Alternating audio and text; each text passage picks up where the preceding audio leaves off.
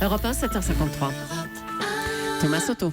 France-Islande, J-4. Bonjour, Dany Cohn-Bendit. Bonjour Thomas Soto. Alors ce matin, on dit tous, allez les Bleus, mais lesquels, Dany?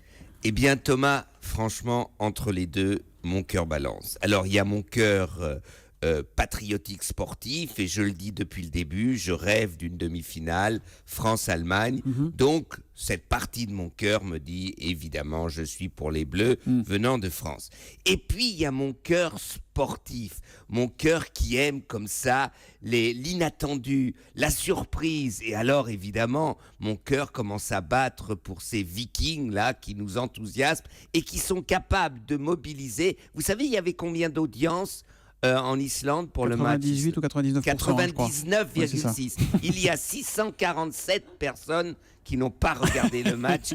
Alors, je donne à Jean-Philippe, je prends à défaut Jean-Philippe Ballas de dire que si mon chiffre est vrai ou faux. Bah ça, il vérifiera. Mais attendez, moi j'aime bien que vous soyez un homme de cœur au pluriel, mais Dany, vous avez pleurniché pour devenir français. Vous l'êtes depuis quelques mois. Arrêtez de vous poser des questions. Vous le connaissez, votre camp, c'est l'équipe de Mais France. dans la vie, on ne peut pas arrêter de se poser des questions. Évidemment que je serais content si l'équipe de France arrive en demi-finale. Je serais content, mais pour la première fois dans un match de football, je serais content quel que soit le vainqueur.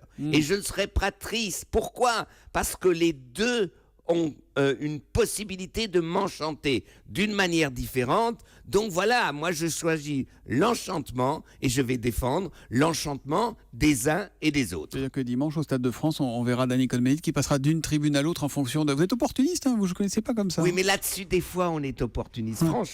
Franchement, des fois, c'est comme ça, la vie. Écoutez, j'étais triste, j'étais dans les tribunes à Berlin en 2006. Oui. J'étais triste France-Italie, quand... la finale. Voilà, la finale, on devait la gagner. Ils étaient morts, les Italiens, en deuxième mi-temps, etc.